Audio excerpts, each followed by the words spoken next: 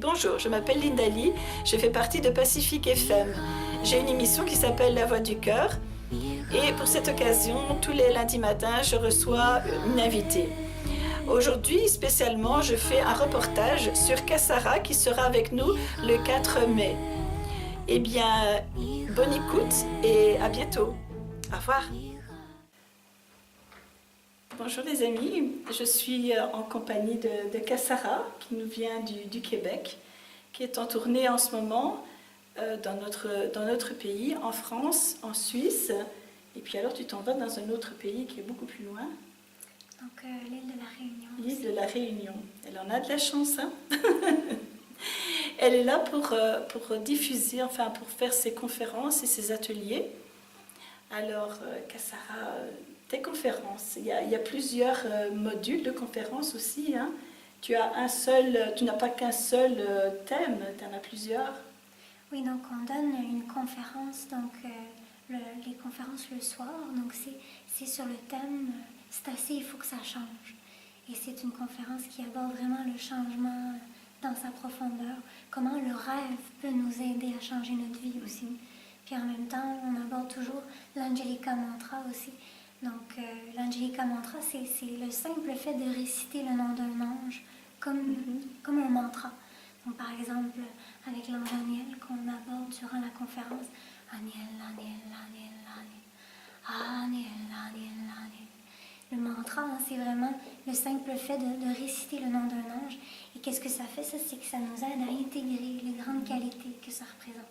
Parce qu'on explique toujours qu'un ange, c'est pas un petit bonhomme avec des ailes, c'est vraiment un potentiel, c'est vraiment une grande force qui représente un condensé de qualités à l'état pur. Parce que l'ange, il est parfait. Et il peut nous aider à développer ces qualités. Notre maison d'édition est maintenant dans plusieurs pays à travers le monde. Des ouvrages qui sont maintenant des classiques dans plus de 43 pays à travers le monde. Et c'est vraiment avec l'Angelica Mantra que l'on aide les gens à comprendre combien on peut transformer nos mémoires négatives en mémoires positives pour vraiment changer notre vie, changer les dynamiques qu'on attire, qu'on rencontre. Donc c'est vraiment un travail, un cheminement sur soi qui est extraordinaire, très profond, parce qu'on retourne à la racine même de qui on est. Le rêve, on pense que souvent c'est aléatoire ce qu'on peut voir, ou parce qu'on a vu un film, ça peut déclencher certains rêves, mais au contraire, c'est d'une précision grandiose. Puis le rêve nous montre constamment qui on est, nous montre différentes facettes de nous-mêmes. Tout ce qu'on voit en rêve, c'est des parties de soi. Puis quand on comprend l'analyse du rêve, hein, on a le dictionnaire, le code source, qui est vraiment un ouvrage très connu, très bien connu maintenant. Et c'est un ouvrage qui aide à interpréter nos rêves. Très très complet, parce qu'il présente toujours l'aspect positif et l'aspect négatif de chaque symbole. Donc avec ça, là, on se trouve à vraiment aller en profondeur dans la compréhension de nos rêves, dans la compréhension de notre vie aussi. Parce qu'on peut analyser notre vie comme si c'était un rêve. Donc oui, on a effectivement une conférence qui aborde des thématiques sur le changement, sur les dépendances aussi. On a vraiment des beaux témoignages sur comment réussir à sortir du cercle des dépendances par l'Angelica Mantra, par la compréhension de nos rêves aussi. Puis, bien évidemment, par la suite, on donne aussi une journée atelier, donc qui est comme une conférence, mais plus approfondie, plus élaborée. Et ça porte comme thème un monde sans injustice. Et ça consiste en quoi, donc cet atelier? Donc cet atelier débute d'abord et avant tout avec une conférence que je vais donner sur le sujet. Et une conférence qui aborde vraiment la justice, qui aborde la vérité aussi. Qu'est-ce que la justice? On va vraiment en profondeur dans ces dynamiques-là. Et bien évidemment, il y a eu plusieurs pauses durant la journée atelier. Par la suite, il y a Anthony, mon fiancé, qui donne un atelier vraiment fascinant qui s'intitule « Les vérités cachées ». Donc un atelier qui nous amène en profondeur au travers... par notre vie, notre rêve aussi, les rêves qu'on peut recevoir, comment mieux les comprendre. C'est vraiment un atelier qui aborde la profondeur des multidimensions du langage symbolique. En réalité, nos rêves, des fois, ils peuvent sembler absurdes, ils peuvent sembler illogiques, mais c'est parce qu'ils sont comme dans un langage codé. C'est vraiment des symboles qu'on se doit de mieux comprendre. Et c'est vraiment par nos ouvrages, la maison d'édition, c'est notre mission à nous de pouvoir vraiment aider les gens à considérer l'importance de leurs rêves, puis à pouvoir transformer ces mémoires. Parce que en positif aussi. C'est ça, le rêve les nous aider montre. à évoluer. C'est ça. Le rêve nous montre des fois des dynamiques négatives qu'on pourrait attirer, ou des fois notre potentiel positif aussi. Mais quand il nous montre des facettes négatives de soi, et l'Angelica Mantra nous aide à transformer ces mémoires. Et comme j'explique dans la conférence, l'ange, à mes yeux, il est souvent beaucoup représenté avec des ailes, mais c'est juste une symbolique ancienne. Parce que à l'époque, il n'y avait pas d'autre chose pour représenter le côté extraordinaire, le côté dimensionné. Aujourd'hui, avec toutes nos avancées technologiques, on pourrait avoir tellement de symboles qui pourraient illustrer la métaphore dans son avant-gardisme, dans sa grandeur. Alors qu'à l'époque, il n'y avait même pas d'avion encore. C'est vrai. Donc, de représenter l'ange de rajouter des ailes à l'être humain, c'était une simple façon de montrer aussi sa capacité de voyager. Parce qu'en rêve, on se trouve à voyager dans notre conscience. On plonge dans nos mémoires, qu'elles soient positives ou négatives, on en prend conscience. Puis même quand on n'en est pas consciente, nos rêves influencent notre vie réelle, constamment. Quand on se réveille d'un cauchemar, par exemple, c'est intéressant comment des fois là, on ne peut plus avoir d'énergie, on peut se sentir mal, on peut se sentir... Parce que l'émotion qu'on a vécue, elle est réelle, elle est inscrite dans notre âme, dans notre histoire. Donc, et ça peut influencer notre journée. Cette journée-là, le cauchemar, on peut le sentir s'infiltrer dans notre personnalité, dans notre énergie. Le lion qu'on a vu ressurgir tout d'un coup, soit qu'on va attirer des gens comme ça, ou que nous, on va se sentir intense. Puis, donc et après ça, mais la méditation, le mantra nous amène à utiliser ce potentiel-là, mais à le transformer de manière positive. Parce que c'est vraiment dans nos mémoires négatives qu'on peut trouver la force de se transformer. C'est vraiment fascinant de voir, de percevoir la vie comme ça. Est-ce qu'il y a des gens qui te disent, mais qu'à Sarah, je ne rêve jamais? Beaucoup. C'est une question qui souvent peut revenir. Il faut comprendre qu'on rêve tout le temps. C'est juste qu'on ne s'en souvient pas toujours.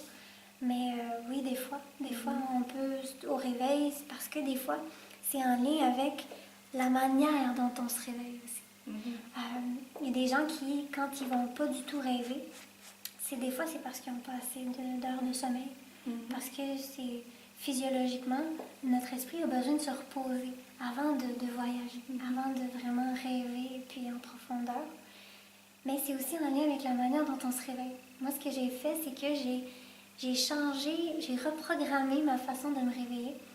Au lieu d'ouvrir mes yeux instantanément, puis le cadran, je garde les yeux fermés. Je suis réveillée, je suis dans mon lit, je me réveille, mais au lieu de tout de suite rentrer dans l'action puis penser, OK, il faut que j'aille faire ça, c'est souvent les gens qui sont très responsables, qui vont tout d'un coup oublier leurs rêves parce qu'ils vont rentrer trop vite dans la réalité.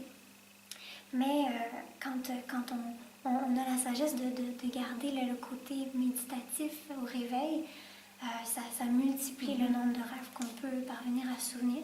Puis ça, moi, ce que je fais, c'est que je trouve un mot-clé pour chaque rêve, parce que je rêve beaucoup. Donc, je trouve un mot-clé pour chaque rêve. Et ensuite, j'écris chaque mot-clé et je définis après mes rêves, parce que c'est souvent les mots-clés qui vont m'aider à me souvenir de toute la suite, de tout le contexte. Est-ce que... moi, j'ai lu aussi que les micro-réveils nous faisaient souvenir de nos rêves. On peut se réveiller la nuit et puis se souvenir du rêve. Et les gens, je pense que les gens qui ne dorment pas assez et qui dorment, mais ne se réveillent pas, donc ne se souviennent pas de leur rêve.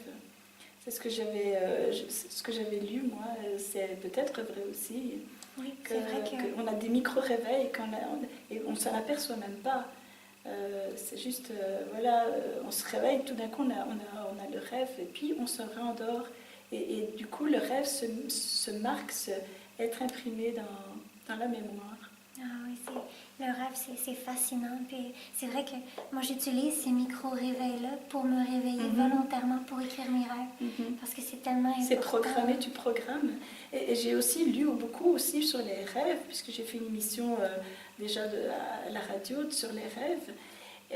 On peut aussi, pour gagner quelque chose, par exemple un champion, pour gagner sa course à pied, s'il se programme ses rêves, donc rêver, programmer, voilà, je vais rêver de ma course et je vais gagner dans mon rêve, il pourrait gagner. Oui, c'est sûr que la puissance de notre intention, elle peut nous amener à atteindre des objectifs extraordinaires. On peut vraiment, la puissance de notre intention qu'on développe avec la méditation, puis c'est vraiment quelque chose qui fait en sorte que ça peut nous aider à se surpasser soi-même. Surpasser, c'est donc, ça. quand on fixe un objectif, il faut faire attention aux objectifs qu'on se fixe, parce que c'est la même chose quand on souhaite le négatif. Okay. On peut attirer le négatif dans nos vies après. On peut tout d'un coup, quand on a de la haine, par exemple, puis qu'on la projette sur quelqu'un d'autre, ça revient. Elle peut automatiquement... Ça, c'est sûr. Puis là, à ce moment-là, on se retrouve avec une agressivité qu'on a matérialisée, en quelque sorte. Donc, c'est vrai que oui, la puissance de l'intention, elle a une très, très grande force dans tout ça. Le rêve, c'est un monde à découvrir. C'est vraiment... Puis, pour ma part, tout mon cheminement spirituel a pris une très, très grande ampleur par les rêves prémonitoires. Oui, les prémonitions que j'ai commencé à avoir très, très, très jeune. Donc, c'était vraiment constamment. C'était l'avenir que je voyais dans mes rêves. Et là, quand je voyais ma vie de tous les jours, c'était toujours en lien avec les rêves que je recevais. Et ça, mais plus on développe la puissance de la méditation, le focus. Des fois, dans notre société, on s'éparpille parce qu'il y a tellement de choses intéressantes aussi, mais des fois, on peut avoir un esprit tellement vif qui vient s'éparpiller de partout. Et là, dans ce temps-là, on peut perdre de notre grand potentiel spirituel parce qu'il nous manque de focus, il nous manque de concentration. Mais le mantra, l'Angelica Mantra, le fait de réciter le nom, c'est très puissant. Ça crée vraiment une grande concentration qui nous amène à la suite obtenir des réponses aussi en méditation. On peut par exemple répéter une question, puis je peux vous assurer que c'est très puissant. Même si on ne comprend pas tous les rêves qu'on reçoit, ils nous donnent l'information, ils nous donnent la réponse. Puis c'est pour ça que c'est intéressant aussi avec l'Angelica Mantra, parce que le fait de réciter le nom d'un ange, en rêve, nos rêves vont vraiment se calquer, si on peut dire ça comme ça, avec l'ange qu'on est en train de réciter, de travailler. Par exemple, si on travaille avec un ange de changement, un ange de puissante transformation, on pourrait soudainement déclencher beaucoup de rêves en lien avec un déménagement, une transformation. Puis même dans notre vie concrète, on pourrait se mettre à attirer des gens qui autour de nous parlent constamment du changement. Et ça, c'est la puissance de notre intention. Puis nos beaux rêves vont se retrouver dans les qualités de l'ange et nos cauchemars vont se retrouver dans les distorsions humaines, dans les choses qu'on se doit de travailler. Donc à ce moment-là, même quand on ne comprend pas toute la précision de nos rêves, c'est un cheminement avec l'Angelica Mantra qui nous aide à vraiment comprendre les grandes lignes. On se dit, OK, là j'ai vu des conflits, j'ai vu des difficultés, on voit, ça c'est des schémas que j'ai de la difficulté à changer en moi. C'est la peur aussi, on a peur quand on voit des changements à l'avance, si on voit des changements qui font peur, on attrape des angoisses et on peut être très mal aussi. Oui, c'est vrai qu'avec le mantra, ça peut aider à se soulager aussi, à donner de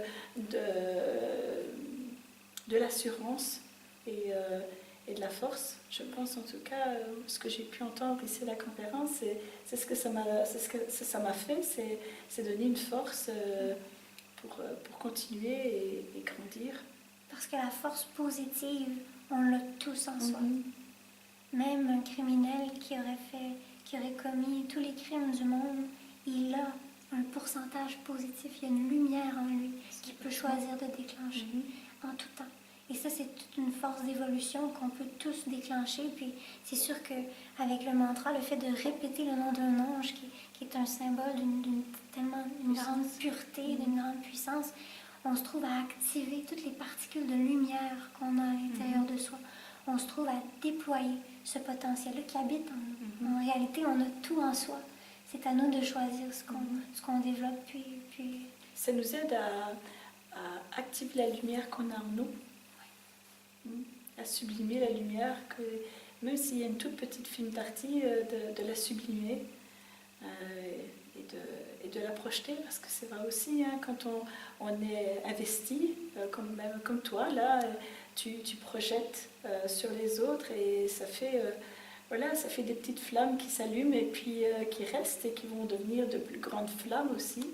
Moi, je trouve que c'est fantastique ce que tu as mis en route là pour diffuser ça dans le monde. C'est juste génial, quoi. Et tu n'as que 21 ans. 21 ans. J'ai vu que tu avais écrit plusieurs livres, notamment le premier livre à 9 ans. C'était venu comment? C'est quelque chose qui est descendu, qui t'a dit il faut que j'écrive, ou c'est un message? J'ai eu des signes qui m'ont vraiment dit que c'était une belle chose pour moi, mais c'est commencé tout naturellement. Le premier livre, en fait, c'est parce que j'ai fait l'école par correspondance durant presque toute ma scolarité. Parce que tu suivais ton père, je pense, C'est ça, je voyageais dans plusieurs pays à travers le monde. À l'âge de 13 ans, j'avais déjà visité 20 pays, j'avais déjà beaucoup voyagé. Donc je voyageais, je suivais mes parents dans leur tournée, dans leur mission, parce que mon père, c'est l'éditeur de la maison d'édition Université Michael, donc qui est maintenant très reconnu comme étant très... c'est une philosophie c'est lié à aucune religion, c'est vraiment en lien avec un cheminement. Pour nous, c'est l'autonomie spirituelle, parce qu'avec le rêve, c'est personne qui nous dit quoi faire. C'est nous-mêmes. C'est nous. On est face à nos propres mémoires. Puis c'est nous qui avons le pouvoir de trouver remède à nos propres blessures. Donc c'est sûr, moi j'ai grandi dans cet environnement-là. Mais mon premier rêve, mon premier livre a commencé. C'était un rêve. C'est un rêve qui est devenu réalité. Donc c'était tout simplement mon institutrice à l'école qui souhaitait, parce que au début, je ne faisais pas l'école par correspondance à 100%. Au début, je faisais quelques temps, je revenais à l'école, quelques temps, je voyageais. Donc, je passais comme ça d'un monde à l'autre. Puis, c'est sûr qu'au tout départ, c'est elle qui m'a incitée à écrire un journal sur mes déplacements, sur mes voyages, sur ma vision du monde. Puis, parce que de voyager aussi jeune, c'était vraiment des expériences extraordinaires. Donc, c'était comme un peu des dictées. Je faisais ça un peu pour pratiquer mon français. Puis pour moi, c'était pas concevable d'écrire sur ce que je mangeais, sur où j'allais, sur où je me déplaçais. C'est qui tu rencontrais? Pour moi, c'était vraiment... Il fallait que j'y aille en profondeur. Il fallait que j'écrive sur ma vision du monde, sur mes perceptions, sur... Mon ressenti, ma sensibilité, et puis ma façon d'analyser la vie aussi.